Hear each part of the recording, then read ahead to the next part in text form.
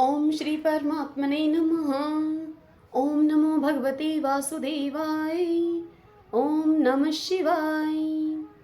आषाढ़ मास महात्म्य अध्याय 10 की पावन कथा में हम आज सुन रहे हैं योगेश्वरी देवी की महिमा और आदि नारायण का महात्म्य। महादेव जी इस कथा को सुनाते हुए देवी पार्वती से कहते हैं कि हे पार्वती, दैत्यों का संहार करने के पश्चात भगवान विष्णु ने जहां अपने चक्र को धोया वहीं पर 8 करोड़ तीर्थों को लाकर उन्होंने स्थापित किया। उसमें सुदर्शन को शुद्ध करके उन्होंने उस तीर्थ का चक्र तीर्थ नाम रख दिया। चक्र तीर्थ में कुल 8 करोड़ 80 हजार तीर्थ हैं। जो मानव एकाग्रचित होकर वहां स्नान करता है वह सब तीर्थों में स्नान करने का पूरा फल पा लेता है। एकादशी को या फिर विशेष रूप से चंद्रमा और सूर्य ग्रहण के अवसर पर जो भी उसमें स्नान करता है वह कोटि यज्ञों का फल पाता है। पूर्व कल्प में इसका नाम कोटि तीर्थ था, दूसरे कल्प में श्री निधान हुआ, तीसरे कल्प में शतधार और चौथे कल्प में चक्र तीर्थ के नाम से इसकी प्रसिद्धि हुई। उस वैष्णव क्षेत्र का प्रमाण आधा कोस बताया गया है। उसमें ब्रह्म हत्या नहीं प्रवेश कर पाती। उस क्षेत्र में जाकर जो मासों उपवासी, अग्निहोत्री, पतिव्रता स्त्री एवं स्व अध्याय परायण तथा यज्ञशील मानव चंद्रायण आदि तप, तिल और जल आदि से पितरों का तर्पण करता है, श्राद्ध, एक रात्र व्रत, द्विरात्र व्रत, त्रिरात्र व्रत, कृच्छ व्रत, शांतपन व्रत, मास उपवास या फिर अन्य कोई पुण्य कर्म करते हैं वह अन्य क्षेत्रों की अपेक्षा कोटि गुना पुण्यदायक होता है। चक्र तीर्थ से पूर्व दिशा में महादेवी योगेश्वरी का स्थान है। पूर्व काल में महिषासुर नाम का एक बड़ा भयंकर दैत्य हुआ है। वह इच्छा अनुसार रूप धारण करने वाला था और तीनों लोगों को अपने वश में करके सुख से वह रहता था। एक समय ब्रह्मा जी ने एक मनोमयी कन्या उत्पन्न की। वह कन्या पृथ्वी पर अप्रतिम सुंदरी थी। उस रूपवती कन्या ने बड़ी घोर तपस्या की। एक दिन देवऋषि नारद जी ने उस कन्या को देखा और महिषासुर के समीप गए। महिषासुर ने मुनि का बड़ा ही स्वागत सत्कार किया और उनसे उनकी कुशल क्षेम, कुशल मंगल का समाचार पूछते हुए उनसे कहा कि हे नारद जी, यहाँ पधारने का क्या कारण है, यह बताइए। तब नारद मुनि बोले, हे महादैत्य, जम्बू द्वीप में एक अनुपम सुंदरी कन्या उत्पन्न हुई है। उस कन्या की जैसा रूप मैंने स्वर्ग, मृत्युलोक और पाताल में भी न तो देखा है और न ही मैंने सुना है। नारद मुनि की इस बात को सुनकर महिषासुर बड़ी भारी सेना के साथ प्रभास क्षेत्र में गया, जहां पर कि वह कन्या तप करती थी। वहां उस असुर ने उससे इस प्रकार से प्रार्थना की। वह उस कन्या से बोला, हे भीरू, तुम मेरी स्त्री हो जाओ। यह तपस्या तुम्हारी जवानी के विरुद्ध है। उस महिषासुर की वह बात सुनकर वह तपस्विनी हंस पड़ी और हंसते हुए उसके मुख से सहस्त्रों भयंकर स्त्रियां हाथों में अस्त्र शस्त्र लिए हुए निकली। तब उन सब ने महिषासुर की सारी सेना का संहार कर डाला। यह देखकर वह दैत्य कुपित होकर अपने तीखे सींग हिलाता हुआ शीघ्र ही उस देवी के सम्मुख आ गया। उसके साथ बड़ा भारी युद्ध करके अंत में वह महिषासुर पकड़ा गया। देवी सींग पकड़कर उसके ऊपर चढ़ गई और अपने पैरों से उसे दबाकर त्रिशूल से मार डाला। फिर तलवार से उसका मस्तक काट लिया। महिषासुर को मारा गया देखकर इंद्रादि देवताओं ने प्रसन्नचित होकर देवी का सत्वन किया। देवता सत्वन करते हुए बोले, हे महान सौभाग्यशालिनी देवी, तुम्हें नमस्कार है। तुम गंभीर स्वभाव वाली हो, तुम्हारी दृष्टि बड़ी भयंकर है। तुम सदा न्याय के पथ पर स्थित रहती हो, उत्तम सिद्धों की अधीश्वरी हो। तुम्हारे 3 नेत्र हैं और सब और तुम्हारा मुख है। विद्या और अविद्या तुम्हारे ही स्वरूप हैं। तुम्हें जया और जपनीय मंत्र स्वरूपा हो। हे महिषासुर का मर्दन करने वाली देवी, तुम सर्वत्र व्यापक समस्त विद्याओं की स्वामिनी और विश्व रूपा हो। तुम्हें नमस्कार है। तुम शोक से परे और ध्रुव स्वरूपा हो। पद्म पत्र के समान विशाल नेत्रों वाली हे देवी, तुम शुद्ध सतोगुणों में स्थित हो, वर्त प्रायणा हो। तुम्हें प्रचंड रूप धारण करने वाली विभावरी यानी कि रात्रि हो, तुम्हें नमस्कार है। रिद्धि सिद्धि को देने वाली है देवी, तुम काल मृत्यु अर्थात प्रलय तांडव करने वाली हो। धृति अर्थात धैर्य तुम्हें विशेष प्रिय है। तुम्हें शांकरी, ब्रह्माणी और ब्रह्मी हो। संपूर्ण देवताओं से वंदित है देवी, तुम्हें नमस्कार है। तुम्हारे हाथों में घंटा और शूल शोभा पाते हैं। तुम महामहिष दानव का मर्दन करने वाली हो। तुम्हारा रूप बड़ा भयंकर और तुम्हारे नेत्र भयानक हैं। हे महामाये, तुम अमृत स्वरूपा और कल्याणमयी हो। तुम्हें नमस्कार है।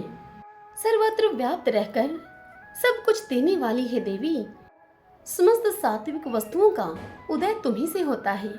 तुम्ही विद्या, पुराण और शिल्प कला की जननी हो। सब भूतों को धारण करने वाली हो।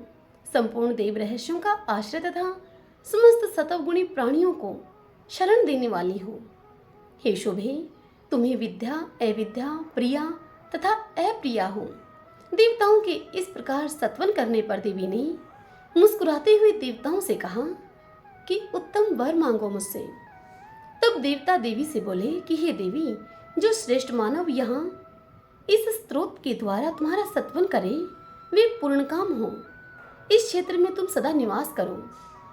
तब एवं अस्तु कहकर देवी ने देवताओं और महर्षियों को विदा किया और स्वयं वहीं रहने लगी। जो मनुष्य अश्विन शुक्ला नवमी को उपवास करके भक्ति भाव से योगेश्वरी देवी का दर्शन करता है, उसका पाप नष्ट हो जाता है। जो मानव प्रातः काल उठकर इस स्तोत्र को पढ़ता है, उसे जीवन भर भय का सामना नहीं करना पड़ता। अश्विन शुक्ला अष्टमी यदि मूल नक्षत्र से युक्त हो तो महाअष्टमी मानी गई है। वह तीनों लोकों में अत्यंत दुर्लभ है। उस दिन जगदम्बा का पूजन करके मनुष्य अपने शत्रुओं पर विजय पाता है।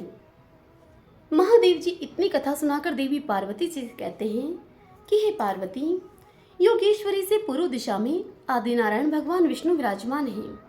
वे पादुका पर खड़े हैं तथा सब दैत्यों का विनाश करने वाले हैं। हे पार्वती, पहले सतयुग में मेघवाहन नाम से प्रसिद्ध एक दैत्य हो गया है। उसे ब्रह्मा जी ने वरदान दिया था कि जब भगवान विष्णु युद्ध भूमि में तुम्हें पादुका से मारेंगे तभी तुम्हारी मृत्यु होगी, अन्यथा नहीं। इस प्रकार वरदान पाकर वह दैत्य देवता, असुर और मनुष्यों के सहित समस्त भूमंडल को संताप देने लगा। कोटि युगों तक सबको नाना प्रकार के कष्ट देकर वह दक्षिण समुद्र के तट पर आया और वहां पर आकर ऋषियों के आश्रमों का विध्वंस वह करने लगा। तब ऋषियों ने उसे अजय समझकर भगवान गरुड़ ध्वज का सत्वन किया। सत्वन करते समय ऋषि बोले, हे परम कल्याण, आपको नमस्कार है। आप कल्याण स्वरूप आत्मयोगी को नमस्कार है। आप जनार्दन, श्रीधर और वेधा, यह तीनों हैं। हे देव, आपको नमस्कार है। कमल केसर के समान स्वर्णमय मुकुट धारण करने वाले हे केशव, आपको नमस्कार है। आप अत्यंत सूक्ष्म तथा अतिशय महान शरीर वाले हैं। आपको बारंबार नमस्कार है। आपकी नाभि से कमल प्रकट हुआ है। आपको नमस्कार है। आप ही श्री हरि तथा हरिवेदा हैं। आपको नमस्कार है। आप इस संपूर्ण जगत के कारणभूत हिरण्यगर्भ हैं। आपको नमस्कार है। आप अपनी महिमा से कभी च्युत नहीं होने वाले तथा उन्नत यानी कि सर्वोच्च पद में स्थित हैं। आपको बारंबार नमस्कार है। माया के पर्दे से ढके हुए आप जगत आधार परमात्मा को नमस्कार है। संसार सागर से पार उतारने वाले हे प्रभु, आप ज्ञान नौका प्रदान करने वाले हैं। आपको नमस्कार है।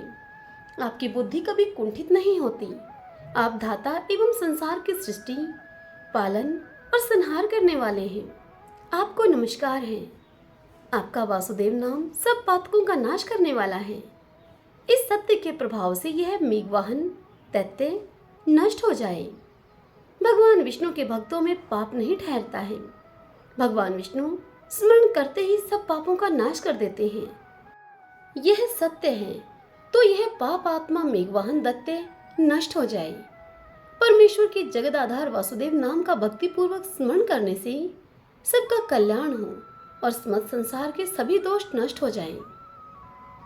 ऋषियों के इस प्रकार स्तुति करने पर आदिनारायण भगवान श्री हरि ने पादुका पर आरूढ़ होकर उन सबको दर्शन दिया और उनसे कहा कि आप लोगों के मन में कौन सा कार्य उपस्थित हुआ है, आप यह बताइए, मैं उसे अवश्य पूर्ण करूंगा। आपके द्वारा की हुई इस स्तुति से मैं बहुत संतुष्ट हूँ। तब ऋषि सब बोले कि हे देव, आप सब कुछ जानते हैं, आपसे कुछ भी छिपा नहीं है। इस महाबली दैत्य मेघवाहन का संहार कर दीजिए, जिससे कि सारा विश्व निर्भय हो जाए। ऋषियों के इस प्रकार यूं कहने पर भगवान विष्णु ने उस दैत्य को युद्ध के लिए ललकारा और अपनी पादुका से उसकी छाती में प्रहार किया। उस पादुका की चोट खाकर दैत्य के प्राण पखेरु उड़ गए और वह समुद्र में गिर पड़ा। उस श्रेष्ठ दैत्य का वध करके भगवान विष्णु उसी स्थान पर स्थित हो गए। आज भी वे वही पादुका के आसन पर खड़े हैं। जो श्रेष्ठ मनुष्य एकादशी तिथि को भक्ति पूर्वक उनकी पूजा करता है, वह अश्वमेध यज्ञ का फल पाकर स्वर्ग में आनंदित होता है। जिनके हृदय में भगवान आदिनारायण विराजमान हैं, उनके लिए कलयुग में भी सतयुग है। हरि ओम तत्सत। ओम नमो भगवते वासुदेवाय। ओम नमः शिवाय।